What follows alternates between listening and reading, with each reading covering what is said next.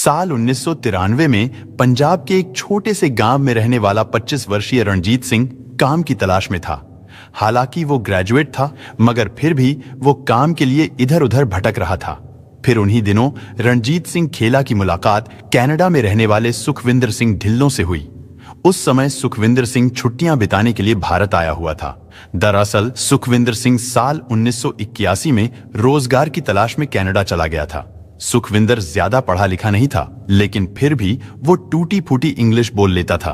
शुरुआत में तो कनाडा में सुखविंदर सिंह को कई छोटे मोटे काम करने पड़े और कई नौकरियां भी बदलनी पड़ी। लेकिन सुखविंदर का भाग्य तब चमका जब उसने पुरानी कारों को खरीदने और बेचने का काम शुरू किया। उसने हैमिल्टन में पुरानी कारों को खरीदने और बेचने का अच्छा खासा धंधा जमा लिया था। और जब 25 साल का युवा रणजीत सिंह सुखविंदर सिंह ढिल्लों से मिला तो उसे भी कनाडा में अपना उज्जवल भविष्य दिखाई दिया। और फिर साल 1993 में रणजीत सिंह खेला अपनी नई नवेली पत्नी लखविंदर को लेकर कनाडा चला गया। उसके लिए वीजा की व्यवस्था भी सुखविंदर सिंह ने ही कराई थी। रणजीत कनाडा पहुंचकर सुखविंदर सिंह ढिल्लों का पुरानी कारों के बिजनेस में पार्टनर बन गया।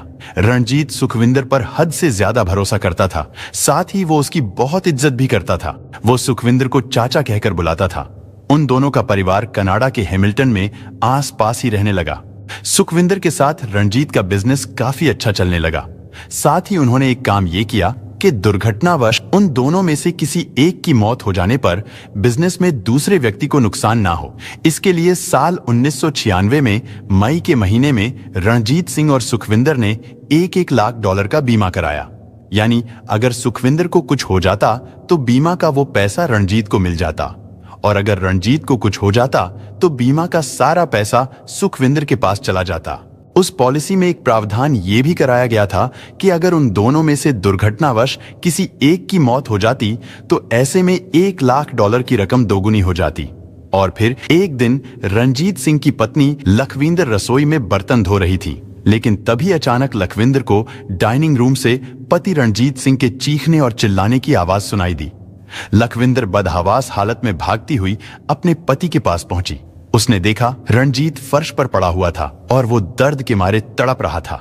हद से ज्यादा दर्द होने की वजह से उसका शरीर धनुष की तरह झुक गया था। उसकी आंखें बाहर की ओर निकल गई थीं। इधर अपने पति की अचानक ऐसी हालत को देखकर कुछ देर के लिए लखविंदर भी सुन्न हो गई, लेकिन जब कुछ समय बाद उसे होश आया तो वो अपने पति को उठाने की कोशिश करने लगी, पर वो उसे उठा नहीं पाई। इसके बाद लखविंदर ने एम्बुलेंस बुलाई। लखविंदर अपने पति रणजीत सिंह खेला को एम्बुलेंस से हॉस्पिटल लेकर गई, लेकिन वो रणजीत को नहीं बचा पाई। और फिर 23 जून 1996 को बहुत ही दर्दनाक हालत में रणजीत सिंह की मौत हो गई। रणजीत का पूरा शरीर अकड़ गया था। इधर सुखविंदर सिंह को जब अपने बिजनेस पार्टनर रणजीत की मौत के बारे में पता चला तो उसे भी इस खबर से बहुत गहरा सदमा लगा। रणजीत सिंह की अचानक रहस्यमय तरीके से हुई इस दर्दनाक मौत ने सबको हैरान कर दिया था। और तो और कनाडा के डॉक्टर भी रणजीत की मौत से बहुत हैरान थे, क्योंकि उन्हें रणजीत की बॉडी पर किसी चोट के भी कोई निशान नहीं मिले थे और ना ही उसके शरीर में किसी तरह के जहर के कोई अंश मिले थे। डॉक्टरों ने संदेह जताया कि रणजीत सिंह की मौत अचानक दिल का दौरा पड़ने से हुई होगी, लेकिन साथ ही डॉक्टरों ने यह भी कहा था कि इस मौत का कारण कुछ और भी हो सकता है। इसके बाद हैमिल्टन पुलिस ने रणजीत सिंह की लाश को अपने कब्जे में ले लिया। इधर रणजीत की मौत के बाद बीमा की रकम उसके बिजनेस पार्टनर सुखविंदर सिंह ढिल्लों को ही मिलनी थी, लेकिन इससे पहले इंश्योरेंस कंपनी के एक अधिकारी को पहले रणजीत सिंह की मौत की पूरी जांच पड़ताल करनी थी। और जब वो अधिकारी इंश्योरेंस कंपनी को अपनी रिपोर्ट पेश करता तो उस रिपोर्ट के आधार पर ही सुखविंदर सिंह को बीमा की तयशुदा रकम यानी $2 लाख दे दिए जाते। इसलिए रणजीत सिंह की मौत की जांच करने कैनेडियन लाइफ इंश्योरेंस कंपनी के claim investigator Cliff Elliott Ranjit Singh Khela के बिजनेस पार्टनर सुखविंदर सिंह के घर हैमिल्टन पहुंचे। उन्होंने बीमा से जुड़े सभी डॉक्यूमेंट्स की जांच पड़ताल की। सारे डॉक्यूमेंट्स बिल्कुल ठीक थे, लेकिन जब क्लिफ एलियट सुखविंदर सिंह के घर बैठे थे तभी अचानक उनकी नजर दीवार पर लगी एक तस्वीर पर पड़ी। उन्हें लगा कि ये तस्वीर उन्होंने इससे पहले भी किसी के घर पर देखी है। दरअसल दीवार पर लगी वो तस्वीर गुरु नानक साहब की थी। उस तस्वीर से क्लिफ एलियट को लगा कि सुखविंदर सिंह के साथ वो ऐसा पहले भी कर चुके हैं। और जब एलियट ने अपने दिमाग पर थोड़ा जोर डाला तो उन्हें याद आया कि गुरु नानक साहब की ये तस्वीर उन्होंने सुखविंदर सिंह के पुराने वाले घर पर इस घटना से करीब 1.5 साल पहले देखी थी। यानी सुखविंदर सिंह के पुराने वाले घर पर बीमा क्लेम के लिए क्लिफ एलियट एक बार पहले भी जा चुके थे और वो बीमा क्लेम सुखविंदर सिंह की पहली पत्नी परवेश कौर का था। 3 फरवरी 1995 को 36 वर्षीय परवेश कौर की मौत हो गई थी। सुखविंदर को अपनी पत्नी की मौत के बाद $2,15,000 बीमा क्लेम में मिले थे। और तो और सुखविंदर सिंह ने अपनी पत्नी के नाम पर $18,000 का कर्ज भी ले रखा था। वो कर्ज भी माफ कर दिया गया था। लेकिन अब एलियट को ये बातें खटकने लगी थीं। उन्होंने इस मामले की डिटेल में जांच करने का फैसला किया। उन्होंने अपने शक को हैमिल्टन पुलिस के सामने रखा। एलियट ने पुलिस को बताया कि मात्र 1.5 साल के अंदर सुखविंदर सिंह के जानने वाले लोगों में से उसके बहुत ही करीबी 2 लोगों की रहस्यमय तरीके से मौत हो गई और वो दोनों बीमा क्लेम सुखविंदर सिंह को ही मिले हैं। हैमिल्टन पुलिस को भी ये बातें थोड़ी अजीब लगी। इसके बाद मामले की जांच करने के लिए डिटेक्टिव वॉरेन कोरोल को चुना गया। वॉरेन कोरोल ने इस मामले की तह तक जाने के लिए सबसे पहले सुखविंदर सिंह की पत्नी परवेश कौर की मौत की जांच करनी शुरू की। दरअसल सुखविंदर सिंह और परवेश कौर की शादी साल 1983 में हुई थी। परवेश पढ़ी लिखी लड़की थी। वो इंग्लिश भी अच्छी बोलती थी। वो टीचर बनना चाहती थी। लेकिन परवेश के पिता हरदेव ग्रेवाल को जब पता चला कि सुखविंदर सिंह कनाडा में रहता है तो उन्हें सुखविंदर सिंह के साथ अपनी बेटी का उज्जवल भविष्य दिखाई दिया। उन्होंने सुखविंदर के साथ अपनी बेटी परवेश कौर की शादी कर दी। सुखविंदर ने शादी में परवेश कौर के परिवार से बहुत मोटा दहेज लिया था। शादी के बाद सुखविंदर पत्नी परवेश कौर के साथ वापस कनाडा चला गया। दरअसल सुखविंदर सिंह ऊंचे सपने देखने वाला, घमंडी और पैसे का भूखा था। वो अपनी पत्नी परवेश कौर को भी पैसे कमाने के लिए मजबूर करने लगा। आखिर मजबूर होकर परवेश कौर ने कनाडा में कई नौकरियां की। सबसे पहले उसने एक मशरूम के फार्म में नौकरी की। इसी बीच 26 जुलाई साल 1985 को परवेश ने एक बेटी को जन्म दिया जिसका नाम उन्होंने हरप्रीत रखा। बेटी हरप्रीत के जन्म के 6 महीने बाद परवेश कौर को मजबूर होकर एक कपड़े की फैक्ट्री में काम करना पड़ा। आगे चलकर वो फिर से प्रेग्नेंट हुई, लेकिन किसी कारण उसे गर्भपात कराना पड़ा। इसके बाद उसने जूता फैक्ट्री में भी काम किया। फिर साल 1988 में उसने एक और लड़की अमन को जन्म दिया। साल 1991 में परवेश कौर एक बार फिर से प्रेग्नेंट हो गई, लेकिन इस बार सुखविंदर को बेटा चाहिए था, जिसकी वजह से परवेश कौर लिंग की जांच कराने के लिए भारत आ गई। जांच में पता चला कि वो फिर से एक लड़की को जन्म देने वाली है, तो उसने गर्भ करा लिया। सुखविंदर सिंह को बेटे की इतनी ज्यादा चाहत थी कि वो एक लड़का गोद लेने वाला था, लेकिन परवेश कौर के परिवार वालों के दबाव के कारण उसे बच्चा गोद लेने का विचार बदलना पड़ गया। बताया जाता है कि सुखविंदर अपनी पत्नी परवेश कौर के साथ जानवरों जैसा सलूक करता था। वो परवेश कौर के साथ बात बात पर लड़ाई करता रहता था और उसे मारता पीटता था। लेकिन एक बार तो सुखविंदर सिंह ने परवेश कौर को इतना मारा कि परवेश ने सुखविंदर के खिलाफ पुलिस में कंप्लेंट कर दी थी, जिसकी वजह से सुखविंदर को एक दिन जेल में बिताना पड़ा था। लेकिन फिर अचानक परवेश कौर बीमार रहने लगी। उसके सिर में हर समय दर्द रहने लगा था। हालांकि उसने कई डॉक्टरों को भी दिखाया, लेकिन फिर भी उसका सिर दर्द नहीं गया। इसके बाद 31 जनवरी साल 1995 की रात को डिनर का समय था। परवेश लिविंग रूम में लेटी हुई थी, लेकिन तभी अचानक उसकी मुट्ठियां और उसके दांत भिज गए। उसे ऐसा महसूस हुआ जैसे उसकी रीढ़ की हड्डी को किसी बिजली के झटके ने चीर कर रख दिया है। और फिर दर्द से कराहती हुई परवेश कौर के मुंह से एक भयानक चीख निकली। उसने कहा, मैं मर रही हूं। परवेश का पूरा शरीर अकड़ गया था। उसके दांत एक दूसरे से जा लगे थे। उसका चेहरा बहुत अजीब और डरावना हो गया था। परवेश कौर की 7 साल की बेटी अमन अपनी मां की ऐसी हालत को देखकर डर गई। वो दौड़ती हुई पड़ोस की एक महिला उल्गा के पास गई और उसे बुलाकर अपनी मां के पास ले आई। उल्गा ने देखा कि परवेश फर्श पर पड़ी थी। उसका शरीर भी धनुष की तरह मुड़ गया था। इधर सुखविंदर भी अपनी पत्नी की ऐसी हालत देखकर डर गया। वो जल्दी जल्दी परवेश कौर को ग्लास से पानी पिलाने लगा। वहीं उल्गा परवेश के पैरों को रगड़ने लगी, लेकिन इससे परवेश कौर का शरीर और भी ज्यादा अकड़ता चला गया। उस समय परवेश कौर उल्गा को कुछ बताने की कोशिश कर रही थी, लेकिन इससे पहले कि परवेश कुछ बोल पाती, वो बेहोश हो गई। इसके बाद परवेश को हैमिल्टन जनरल हॉस्पिटल ले जाया गया, लेकिन उस हॉस्पिटल के डॉक्टरों का कहना था कि उन्होंने इससे पहले किसी मरीज को ऐसी हालत में नहीं देखा और ना ही किसी मरीज में ऐसी किसी बीमारी के कोई लक्षण देखे हैं। इसके बाद परवेश कौर को लाइफ सपोर्ट पर रखा गया। 4 दिनों तक वो बेहोश पड़ी रही। लेकिन सबसे अजीब बात यह थी कि परवेश के जितने भी टेस्ट हुए उन सब की रिपोर्ट नॉर्मल थी। और फिर 3 फरवरी को सुखविंदर की स्वीकृति लेकर परवेश के लाइफ सपोर्ट को हटा दिया गया। डॉक्टरों की रिपोर्ट के मुताबिक परवेश की मौत को नेचुरल बताया गया था, लेकिन साथ ही रिपोर्ट में यह भी था कि मौत की कोई स्पष्ट वजह नहीं है। सुखविंदर सिंह ने डॉक्टरों को बताया था कि परवेश ने 31 जनवरी की रात को हालत बिगड़ने से पहले सिर दर्द के लिए डॉक्टरों द्वारा बताया गया कैप्सूल लिया था, जिसके बाद उसकी मौत हो गई थी। अब सुखविंदर सिंह ढिल्लों के 2 करीबियों की मौत हो चुकी थी। एक उसकी पत्नी परवेश कौर की मौत और दूसरा उसके बिजनेस पार्टनर रणजीत सिंह खेला की मौत। उन दोनों की मौत एक जैसी ही हुई थी, यानी उन दोनों की ही मौत के कारण का पता नहीं चल पाया था।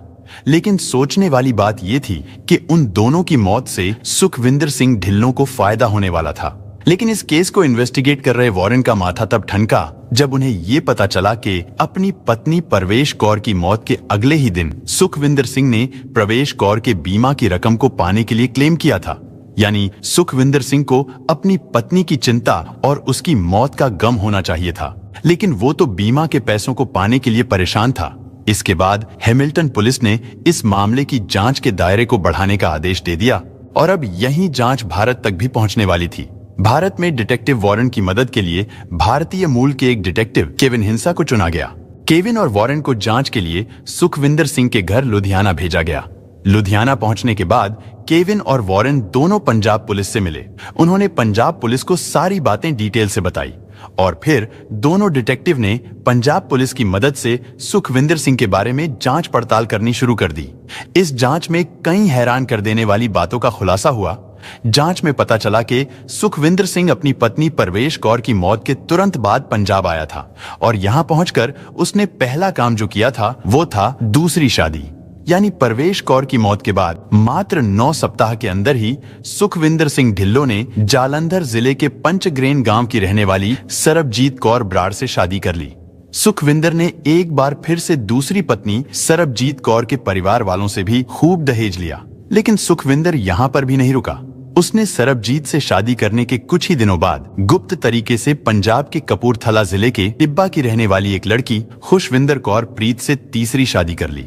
खुशविंदर के परिवार से भी उसने दहेज के रूप में खूब पैसे लिए। इसके बाद वो अपनी दोनों पत्नियों के साथ उन्हें जल्द से जल्द कनाडा ले जाने का वादा करके वापस कनाडा चला गया। इधर सरबजीत कौर और खुशविंदर के परिवार वाले उनके पासपोर्ट और जरूरी कागजात रेडी कराने में लग गए। कुछ महीने बीतने के बाद सुखविंदर सिंह ढिल्लों को खबर मिली कि उसकी दूसरी पत्नी सरबजीत कौर ने जुड़वा बच्चों को जन्म दिया है। सरबजीत ने अपने एक बच्चे का नाम गुरमीत और दूसरे बच्चे का नाम गुरुविंदर रखा और फिर कुछ दिन बाद सुखविंदर सिंह ढिल्लों भी अपने जुड़वा बच्चों से मिलने कनाडा से पंजाब आ गया। सुखविंदर सिंह की दूसरी पत्नी सरबजीत कौर और उसके दोनों बच्चे बिल्कुल स्वस्थ थे। अभी कुछ दिन अच्छे से बीते ही थे कि एक दिन अचानक सरबजीत के दोनों जुड़वा बच्चों की तबीयत खराब हो गई और 12 दिनों के जन्म में उन दोनों बच्चों की मौत हो गई। बिना किसी जांच पड़ताल के उन दोनों बच्चों को दफन कर दिया गया। सुखविंदर सिंह अपने जुड़वा बच्चों की अचानक मौत से बहुत दुखी हो गया था। इसके बाद वो दूसरी पत्नी सरबजीत से बताकर अपने पुश्तैनी घर लुधियाना चला गया। लेकिन उस दिन सुखविंदर सिंह ढिल्लों लुधियाना में अपने घर नहीं गया, बल्कि वो तो उस दिन अपनी तीसरी पत्नी खुशविंदर कौर प्रीत के घर गया था, जो अपने पति सुखविंदर सिंह का बेसब्री से इंतजार कर रही थी कि उसका पति आएगा और उसे अपने साथ कनाडा लेकर जाएगा। सुखविंदर सिंह अपनी पत्नी के इस सपने को पूरा करने के लिए उसे मेडिकल जांच के लिए लेकर गया। वहां चेकअप कराने के बाद तीसरी पत्नी खुशविंदर कौर को उसके गांव टिब्बा में छोड़कर सुखविंदर सिंह ढिल्लों वापस लुधियाना लौट गया। लेकिन लुधियाना पहुंचते ही सुखविंदर सिंह ढिल्लों को एक और बुरी खबर मिली। उसकी तीसरी पत्नी खुशविंदर कौर प्रीत, यानी जिसको वो मेडिकल जांच के लिए ले गया था, उसकी भी मौत हो गई थी। खुशविंदर का शरीर बुरी तरह से अकड़ गया था। उसका चेहरा भी डरावना हो गया था। डॉक्टरों ने खुशविंदर कौर प्रीत की मौत की वजह किसी अज्ञात बीमारी को बताया। तीसरी पत्नी खुशविंदर की मौत के कुछ ही दिनों बाद सुखविंदर सिंह ढिल्लों ने एक और शादी की। उसकी चौथी पत्नी का नाम सुखविंदर कौर ग्रेवाल था। इधर अब तक सुखविंदर सिंह ढिल्लों से जुड़े 5 लोगों की मौत हो चुकी थी, जिनमें से 2 मौत कनाडा में, यानी एक परवेश कौर, दूसरा रणजीत खेला की, और 3 मौत भारत में, जिनमें 2 जुड़वा बच्चों गुरमीत, गुरविंदर और तीसरी खुशविंदर कौर प्रीत की मौत। लेकिन इनमें सबसे आखिरी मौत रणजीत सिंह खेला की हुई थी, जिसकी वजह से ये जांच यहां तक पहुंची थी। लेकिन अब ये पांचों मौत डिटेक्टिव वॉरेन और केविन के लिए एक पहेली बन चुकी थी। उधर कनाडा में रणजीत सिंह के शरीर से लिए गए सैंपल के फोरेंसिक टेस्ट कराए गए। फोरेंसिक टेस्ट में डॉक्टरों को रणजीत सिंह के शरीर में स्ट्राइक्निन नाम का एक जहरीला पदार्थ मिला। ये जहर स्ट्रिक्नोस नक्स वोमिका के पेड़ के बीजों में पाया जाता है। हालांकि ये पेड़ कनाडा में नहीं पाए जाते, लेकिन ये पेड़ हमारे भारत में बहुत ज्यादा मात्रा में पाए जाते हैं। इसके बाद डिटेक्टिव वॉरेन और केविन फिर से पंजाब गए। वहां पर उन्होंने पंजाब पुलिस की मदद से सरबजीत कौर के दोनों जुड़वा बच्चों की लाशों को बाहर निकलवाया और जांच के लिए उन दोनों के शरीर के सैंपल ले लिए। फोरेंसिक जांच में दोनों बच्चों के शरीर में भी स्ट्राइक्निन के अंश पाए गए, यानी उन दोनों बच्चों को भी जहर देकर मारा गया था। खुशविंदर कौर प्रीत के शरीर का अंतिम संस्कार कर दिया गया था, इसलिए उसके शरीर की जांच नहीं हो पाई थी। लेकिन उसकी मौत के लक्षणों को देखकर भी यही कहा गया था कि उसे भी स्ट्राइक्निन देकर ही मारा गया था। डिटेक्टिव वॉरेन और केविन अब इतना तो समझ गए थे कि सुखविंदर सिंह ढिल्लो कोई आम आदमी नहीं है, बल्कि वो एक सीरियल किलर है। उसने 1-2 हत्याओं को नहीं, बल्कि 5 हत्याओं को अंजाम दिया था, जिनमें 2 मासूम नवजात बच्चे भी शामिल थे। लेकिन अब सवाल ये था कि आखिर सुखविंदर को स्ट्राइक्निन कहां से मिला था। इस बात का पता लगाने के लिए कनाडा के दोनों जासूस लुधियाना में जड़ी बूटी बेचने वाले लोगों की दुकानों पर पहुंचे। वहां पर उन्हें चूहों और कीड़ों को मारने के लिए इस्तेमाल की जाने वाली एक दवा के बारे में पता चला। उस दवा का नाम कुंचिला था। इसे कुचला और कजरा के नाम से भी जाना जाता है। उन दोनों डिटेक्टिव ने जब उस कुंचिला की जांच कराई तो उसमें स्ट्राइक्निन पाया गया। साथ ही जांच में यह भी पता चला कि इंसान के शरीर में इस जहर का पता किसी नॉर्मल टेस्ट से नहीं लगाया जा सकता। और अब इससे साफ हो गया था, सुखविंदर सिंह ढिल्लों ने धोखे से कुंचिला के बीज खिलाकर 5 इंसानों को बड़ी ही बेरहमी से मार दिया था। साथ ही उसे यह भी पता था कि डॉक्टरों को नॉर्मल टेस्ट में इस जहर का पता ही नहीं चल पाता। इसीलिए सुखविंदर सिंह ने अपने 5 शिकारों को किसी न किसी बहाने, यानी किसी को खाने में तो कभी किसी को दवाई में स्ट्राइक मिलाकर खिला दिया था। क्योंकि आगे चलकर रणजीत सिंह की पत्नी लखविंदर ने भी कोर्ट में बताया था कि सुखविंदर सिंह चाचा ने उसके पति को पीठ दर्द और नपुंसकता खत्म करने वाली एक दवाई दी थी, जिसे खाने के बाद ही रणजीत खेला की दर्दनाक मौत हो गई थी। ठीक इसी तरह उसने अपने दोनों जुड़वा बच्चों, पहली पत्नी परवेश कौर और तीसरी पत्नी खुशविंदर को ठिकाने लगाया था।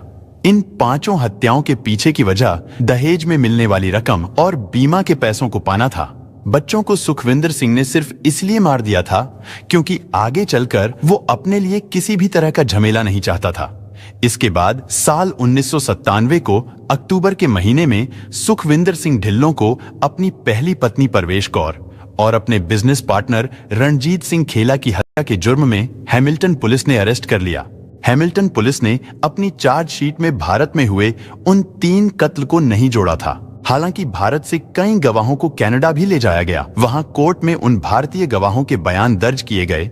मॉन्ट्रियल अदालत में चली लंबी सुनवाई के बाद साल 2001 में सुखविंदर सिंह ढिल्लों को आजीवन कारावास यानी उम्र कैद की सजा सुनाई गई। इसके बाद 21 नवंबर 2013 को 54 साल की उम्र में सुखविंदर सिंह ढिल्लों की कनाडा के किंगस्टन हॉस्पिटल में कैंसर से मौत हो गई।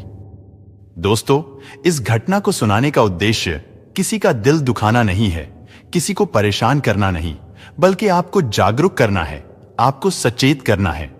दोस्तों, इस पूरी घटना के बारे में आपकी क्या राय है, कमेंट बॉक्स में जरूर बताएं। और अगर हमारी मेहनत पसंद आई हो तो इस वीडियो को लाइक करते हुए शेयर भी करें। अगर आपने अब तक चैनल को सब्सक्राइब नहीं किया है तो हमारे चैनल को सब्सक्राइब कर लीजिए। धन्यवाद।